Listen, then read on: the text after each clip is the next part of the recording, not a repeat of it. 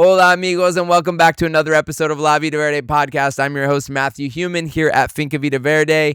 My guest this week is super great.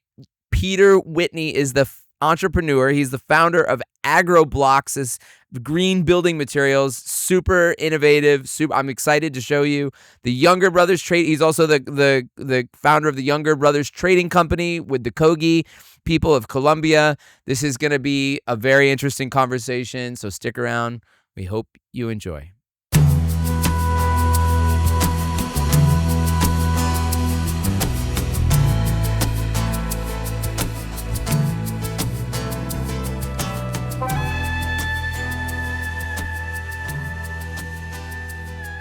This episode of La Vida Verde podcast is brought to you by Everyday Medicine with Dr. Michael Blahoot.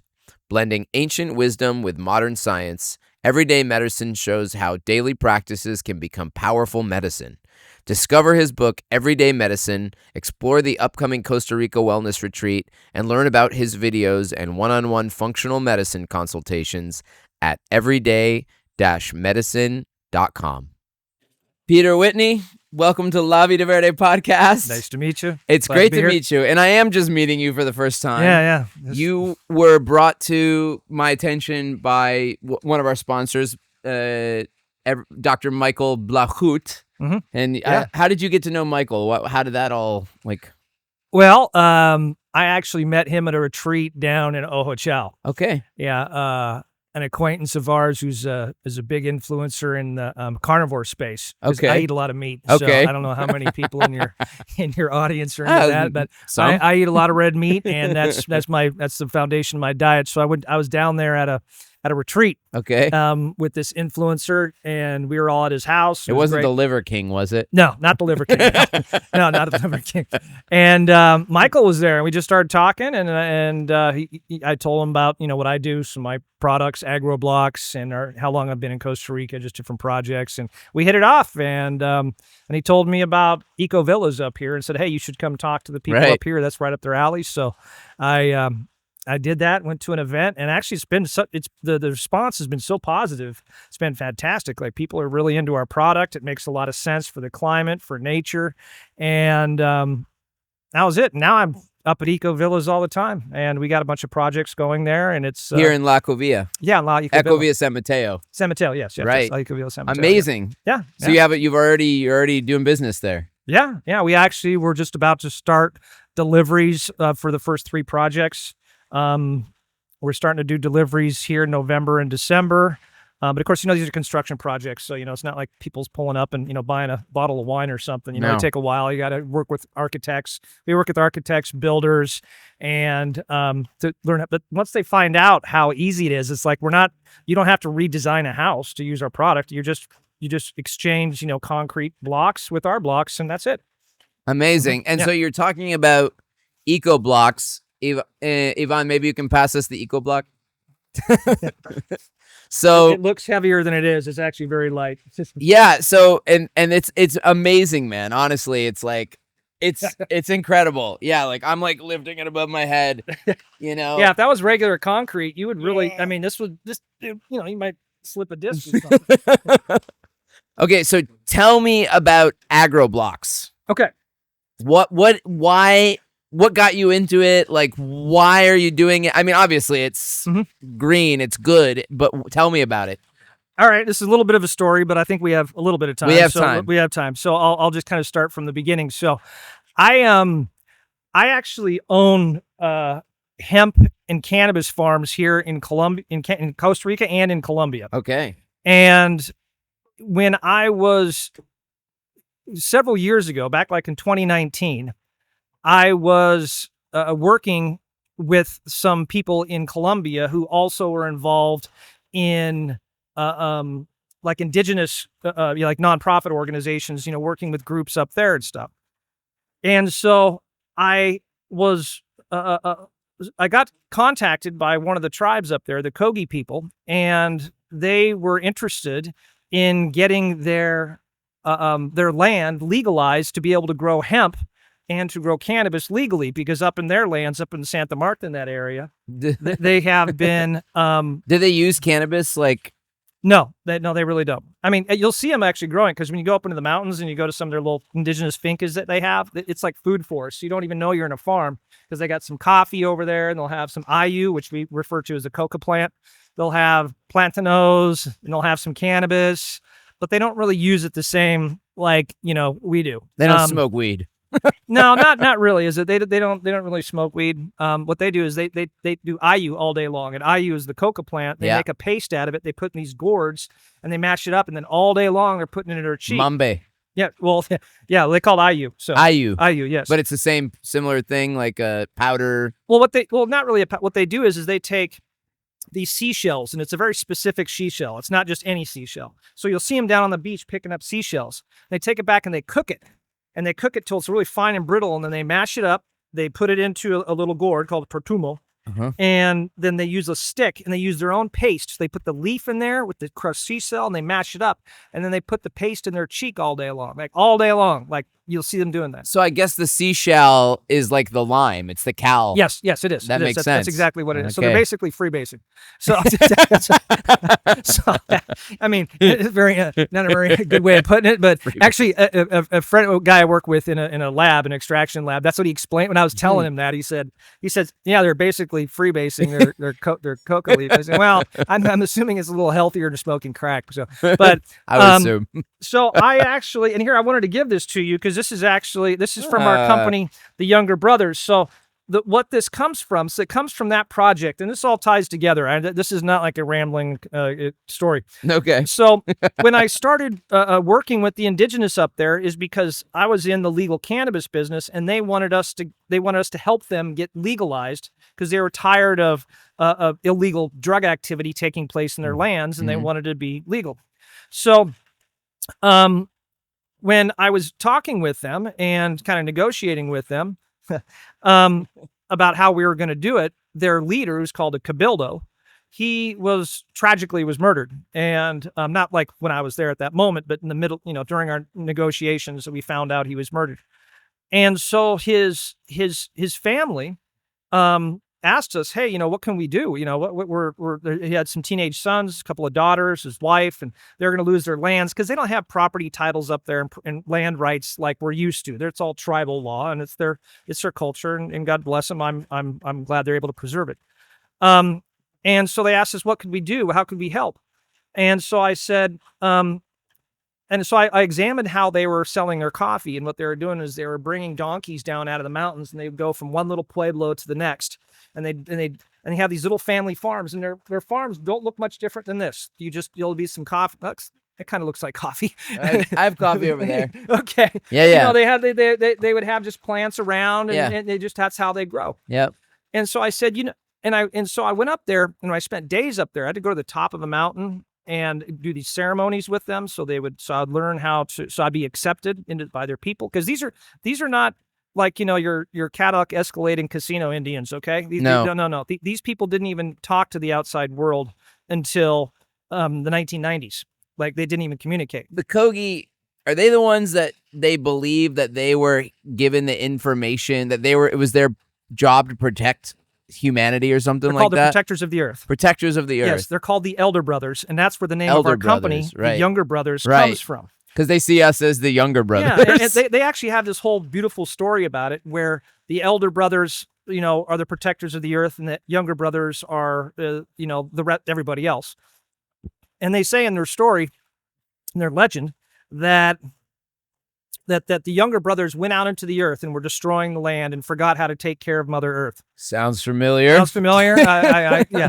And then they said, but in the future, in their story, that will come a time when the Elder Brothers, the Kogi, are sick and need help, and the Younger Brothers will come back to the family and rescue them. And they kind of feel like that time is now. Mm-hmm. And so we did this whole ceremony with them many times, actually, where they take us to sacred locations up to the top of a mountain. Like, they believe the very top of the mountain is the most powerful. There's a rock at the top of the mountain, and you have to go there and you have to express your intentions in doing business with their people. And then the elders sit there and watch you to make sure that that you have good intentions with them.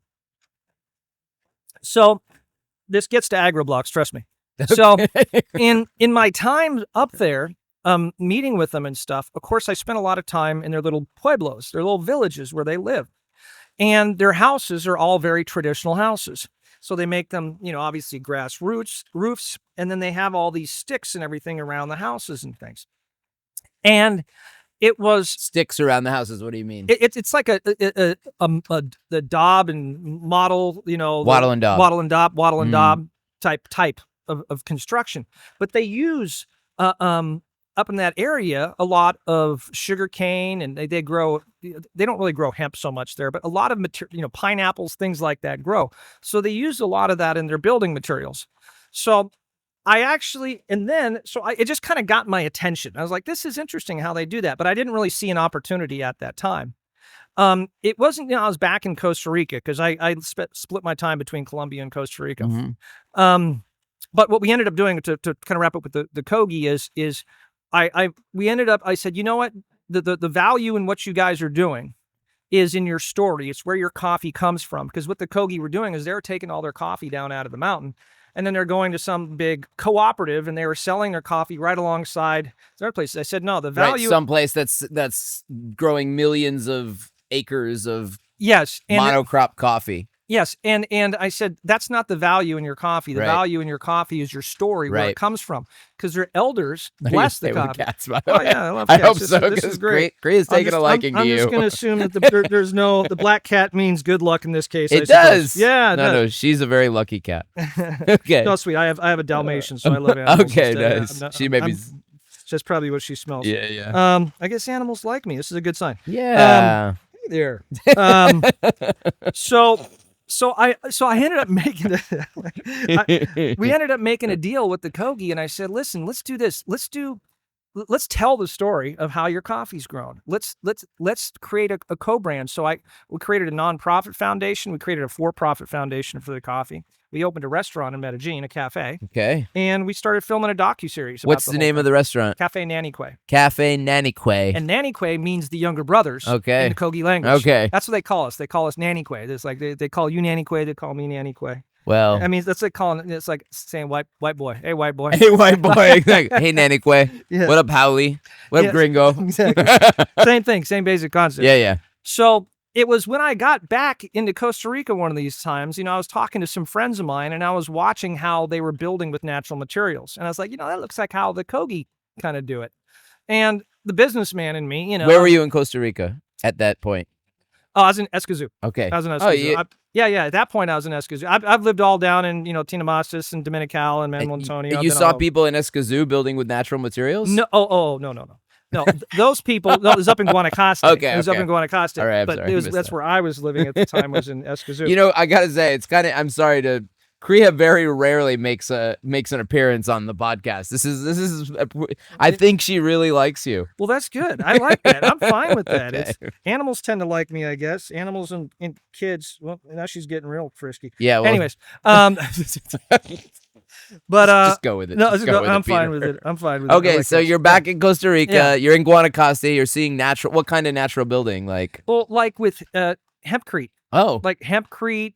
Up in Guanacaste. Yeah. But they had a real big problem with it, and the problem was there's not a lot of hemp. Right. And so what you do is you'd see these small projects, would be people that are really committed to using that material, but their cost structures are way out of whack because they can't produce to scale, and it wasn't practical. But then you think they were interested in the material because of the reputation for the tensile strength and like being a good product, or you think it was more because they had the ecological kind of like the ethos of wanting to use hemp? Well, I think old pot growers that want to use hemp. I think basically. Everyone. Well, the nice thing about hemp over the last 5-10 years is it's gotten a lot more public acceptance, and people have become much more first legal. Whether it's the Farm Bill in the United States, here in Costa Rica too, right? Here in Costa Rica, right. Yeah. So we got our farm, and so it actually evolved for me because, like I mentioned in the beginning of this, I have a legal cannabis farm and a legal hemp farm in Colombia and here. And what I've done is I've learned some things the hard way. And so when we first started growing hemp, everyone's all excited about CBD and medical hemp and all those sorts of things. And I watched all these farms go bust and all these business people lose their savings thinking that they were going to grow all this high cannabinoid hemp and they were going to make all this money. So the boots on the ground real world experience is you're thrown into a juggernaut of insane government regulations, banking regulations, export complication. You can't even get it on the shelf anywhere unless you get special permission from the government, and then they won't give anybody that permission, so you end up with product you can't sell. And so I started looking for a way to pivot from medical, smokable, high THC, anything like that. And I realized the biggest opportunity and the future was in building materials out of hemp. Yeah. And that's where I started thinking about the Kogi, and I started thinking about, how other people were building, started thinking about the projects I saw in Guanacaste. And I said, you know what? That is really the pathway here. So it's more of a kind of like one pivot to another pivot, trying to navigate through the complications of the hemp and cannabis. I'd say business. you were following the cosmic breadcrumbs to your future, my friend. Yes, no, actually, that's a very good way of putting it. I was following the breadcrumbs because the market, you gotta follow the market where it leads. You can't. I mean, some people can be market makers, but that's not really realistic unless you have some really deep pockets, and that's never really been my strength. Is just throwing massive amounts of money at the thing is never. No, you have to be smart about your investments and leverage. So I saw building materials as the future for the hemp business. And so then we started, kind of experimenting, looking at, raw material sources, growing it ourselves, finding the right genetics. So we tested genetics from Thailand, from Europe, from Canada, the United States. The only genetics that really responded well were genetics from Thailand. Of course, it's a tropical, the same thing. But then they didn't. But then getting those genetics here in larger quantities, and then having license agreements with seed providers, and then just all this stuff is like, Jesus Christ, man. This is at what point do you get to put a product on a shelf that someone will buy? Yeah. How many years and how many millions of dollars do you got to wade through this nonsense to get to the money part? Right. And because I'm not in the Peace Corps. I mean, this is a business. You got to find a way to make it profitable. So your employees, your investors, it's got to carry itself at some point. Okay. So this is, and then I made a partnership with some people who were using bagasse. And what is bagasse? Okay. So bagasse, well, first off, hemp, people call it a magical plant for all sorts of reasons. Sure. But if you're talking about the properties of it that make it a good building material, it's not exclusive to hemp. Right. You can find the same properties in bagasse, which I'll explain in a minute. You can find it in pineapple. You can find it in rice husks. You can find it in all sorts of other materials. And that's the fiber. That's the fiber. It's like the stalk, the wood, the inside of it. Right. So what we realized is that the best and most readily available material is bagasse, and bagasse is the leftover waste from sugarcane production. And so this is Costa Rica. You got sugarcane farm. Sure. You drive down the road. When you drive through certain parts of Costa Rica, every 5 miles there's another sugarcane processing facility. And the thing is, when after they extract the sugar out of it, what's left over, because sugar cane is a cane, and a cane is a wood-like material. And it's mostly fiber. For anybody who's ever chewed on a it's stick of mostly sugar fiber. cane. So when you extract the sugar out of it and then use that extraction to poison people in Coca-Cola or whatever, you're left over with a very usable building material, a material that can be used to make things. So we realized that bagasse is one of the biggest problems with hempcrete is that finding a consistent and cost-effective supply of raw materials. Why? Just for examples, these blocks that we're looking at here, it takes 10 tons of that bagasse to make one house. Now, 10 tons is a lot. Mm-hmm. I mean, that is about that's about 3 truckloads of the big Mack trucks. That's what it takes to build a house. That's what it takes to build a house with your product. With these products, yes. Uh-huh. It takes about 10 tons. Okay, I mean, of course, you can have big houses, small houses. It's not 10 tons in every house, but standard 2,500 square foot house is going to take about 10 tons worth of blocks. So the problem with hemp is the inconsistency of the raw material supply and the high cost of it means you can only do a project every now and then.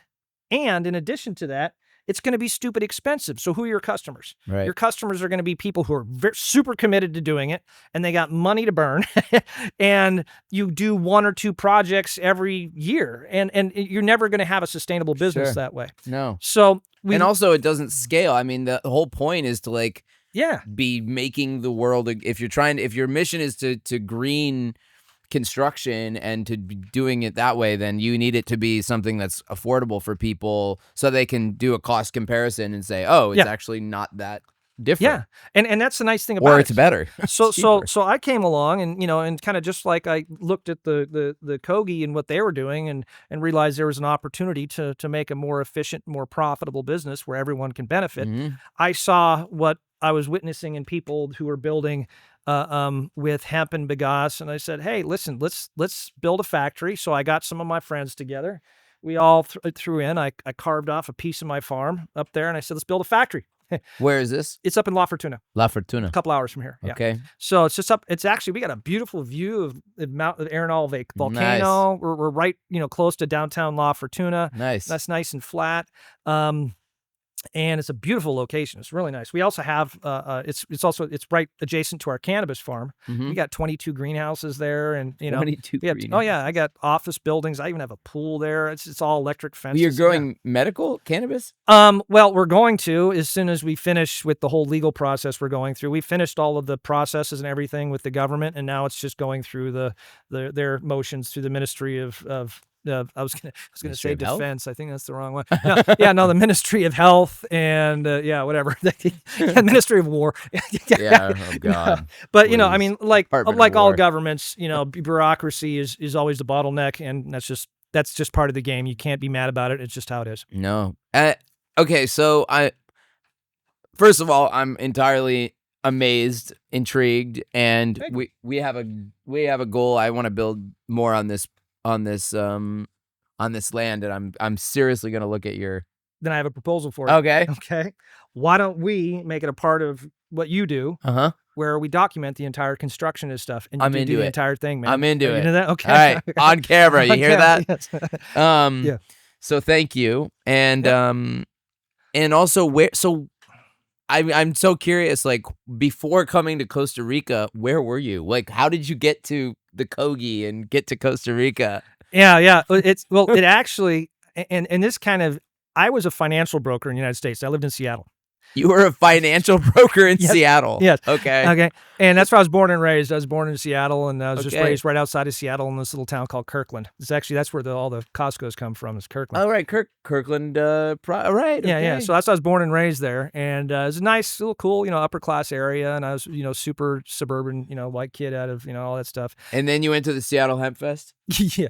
Well, actually, I would go to every year, they would have their big cannabis thing there, and I always made it my goal to go there and find the largest bong they had and buy it, and that was like my routine with at the Hemp Fest. Not the Hemp Fest. It was something else. It was something I can't remember, dude. I'm old.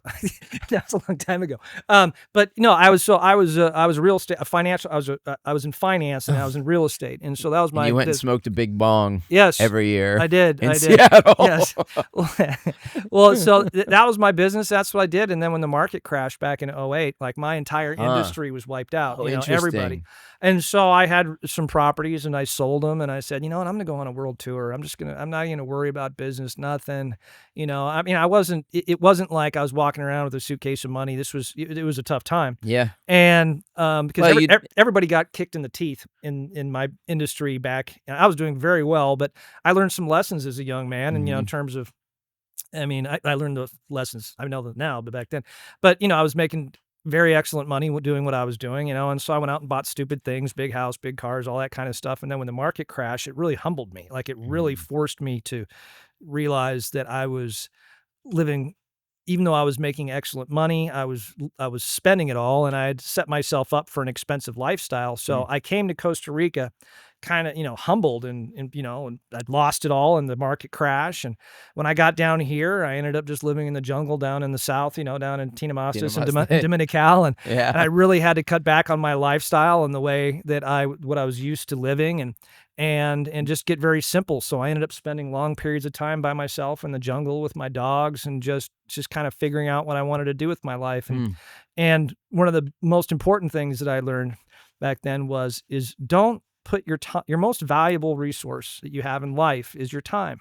That's the one irreplaceable commodity. Once you've spent it, it's gone, and it's not stopping. Yeah. And I also realized that I did not ever want to put my time and my energy towards something that was not creating a benefit and a positive impact in the world, to people and to the planet and to everything. I wanted to do things that were good. Now, I don't want to frame myself too much in it as I'm not a crusader, so to speak, and I'm certainly don't count myself as a political extreme one way. That's not what I'm saying. What I'm saying is for my own way that I spend my life and I spend my business and I spend my resources and I bring in investors and my business partners and those people, I only want to focus on things that make a positive impact in the world and in people's lives. That's it. And if you do that, then the universe rewards you. Yeah. And that's just how things work. Brother, I've lived my life with that philosophy. I mean, since my first rainbow gathering in 2001, that I got that same download, and it was like, I didn't have money, but I was like, but if I do the right thing, the universe will take care of me, and I can look at, I feel blessed. I'm like in this world that you live in this is a beautiful place, I feel man. blessed. You I are feel blessed. I know this kind of lifestyle in Costa Rica, man, and this is great. No, this is what you are blessed. You're blessed. You're blessed. I feel blessed, and I say, like, it's from that same philosophy of like, don't do what I don't always do what makes the most logical sense, I think, to people, or like financial sense, but I've always done what my heart has said yes to. And I think, like, if we always do that, we're always gonna be good. Man, I'm so grateful you made the trip here. Thanks for inviting me. This conversation has, I mean, hemp and cannabis, I hardly had to say anything. I mean, you have such a great story. I'm like, okay. Well, thank you, Peter. Keep going, man. Thank you. I'd love to hear more about it. So we'll continue the conversation. Where can people? So the Agroblocks, obviously, in our community, there's a ton of construction going on. Yeah, we want to encourage people to use natural products. Like, it's been the thing in the eco villages like Alegria, Ecovilla San Mateo. There's been a huge learning curve because people. It's not that the people don't have the desire. They absolutely do. It's mostly that the builders don't have the experience with the. So what do you recommend? Like, if people are looking to get started and they're interested in, like, can they get a quote from you? Do you have builders? You said you have builders you work with. Yes. Yeah. We actually our on-staff architect, our partner in the project, he's been building with these materials for the last 5 years. Okay. So the process. So we have our team is there to support every project. We only want happy customers. We only want good experiences, and I will bend over backwards, and so will our team, to make sure that people use it properly. Now, builders, as a course of their business, don't like to do things that they're not familiar in their building with. They make their quotes, they make their bids, they make their money off of the familiarity that they have with products. But by that same, on the other side of that coin, builders are entrepreneurs and they're business people who have to stay ahead of the curve. And they're well aware of the fact that building with hemp or bagasse or natural materials is the future. And if they don't learn about it and they don't do it, then their competition will. And then they will lose bids and all those types of things. Sure. So our main focus, when we focus on who do we want to connect with the most, it's architects, builders, and like eco developments and stuff like here and like eco villas and places. Those are the people we want to talk to the most. And then we will invite them to our farm. We will do an entire project and teach them and show them and be there with them the whole way. Our architect will go to the project, but we really do that more of a hand-holding exercise so people feel comfortable that by taking that first step and using a new material that they have support there. But once they actually build with it, they go, wait a minute, this is super easy. This isn't any different than building with regular stuff. There's really nothing to learn. We've been, and that's it. So this is like it looks like a traditional block. Yeah.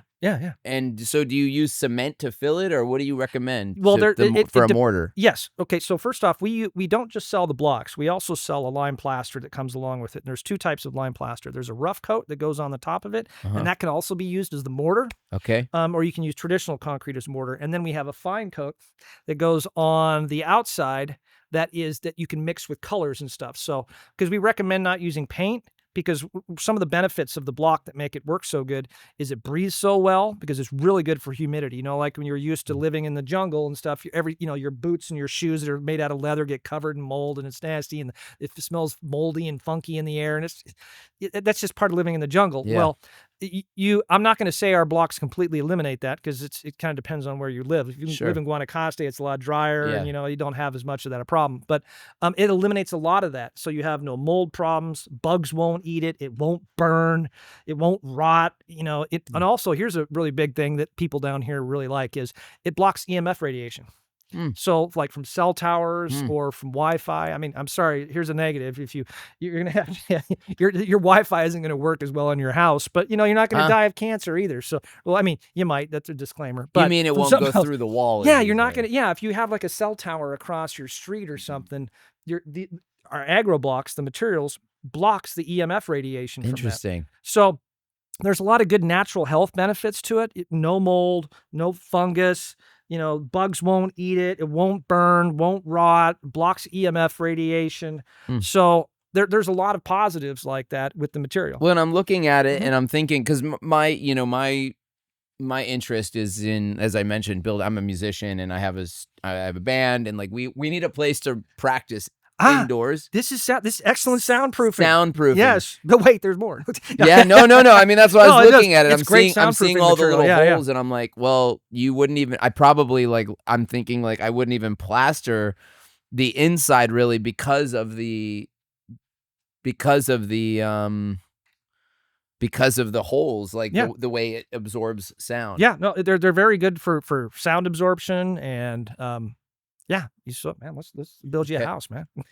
Okay, and you have different sizes of blocks, right? Yes. So we have a 60 centimeter block, which this one is right here. That's the small one. That's the small one, yes. Okay. We have a 1 meter block. Okay. And then we also have a panel. And a panel is 5 centimeters thick. It's 60 centimeters long. It's a meter wide, and it's 60 centimeters high. And it's a panel, so it's like drywall. That's what it is. It's a gypsum. It replaces gypsum and drywall. Amazing, man. So you can just put it right on regular studs, and it's a lot easier for construction. Like these blocks, the blocks are they serve a purpose because it handles both sides of a wall. You just do the block, but the panels, you got to put panels on either side of a stud. So that's how the panels work. So you can run more equipment, and you can run and the panels can get like how do you fasten it? Just regular screws. Straight into this. Right into studs. The panels just screws right into the studs. Okay, so you have studs. Yeah. Okay, got it. Okay, well, I would love to keep going, and in fact, I'm very interested in talking to you, like I said, more about how we can partner together and do something cool. How can people find you if they want to get started right now? All right, beautiful. It's just real simple. Our website is agroblocks.com. Now, the blocks is spelled Agroblocks. X, correct. Yes, yeah. .com. Agroblocks, agroblocks.com. And you can also find us on our Facebook as Finca Salva, because that's the name of our farm where we have Salva, yes. S-A-L-V-A? S-A-L-V-A, yes. Finca Salva. And that's our farm up in La Fortuna. And, of course, you can find us on Instagram and stuff as Agroblocks. Agroblocks on Instagram. Yes. And also the Younger Brothers Trading Company. Yes. Thank you for this, by the way. I'm looking forward to try this. It's great coffee, man. Small batch Kogi coffee. Thank you. Yeah, thanks a lot. All right, brother. Us. Yeah, thank you. Very nice to meet you, Human. Peter Whitney. Yes. Agroblocks. Thank you so much. Thanks for having me. This is La Vida Verde Podcast. I'm your host, Matthew Human. We release episodes fairly regularly. I want to say thank you so much to our sponsor this week, Everyday Medicine with Dr. Michael Blahoot. Thank you so much. Thank you to Ecoteas Yerba Mate for keeping me charged. You can find us online on Instagram at Finca Vida Verde CR. We're on Facebook, Finca Vida Verde. You can listen to this on Spotify or watch us on YouTube. Check out these Agroblocks. They're cool. We have one here in the studio, so you can check it out on YouTube. If you're interested in sponsoring an episode of La Vida Verde Podcast, please reach out to us. You can do that at our website, fincavidaverde.com. And also, if you're just one of our faithful listeners, thank you so much. Please consider going to patreon.com/La Vida Verde podcast to join our Patreon and keep these episodes coming. We'll see you next time. Thanks, brother. Thanks.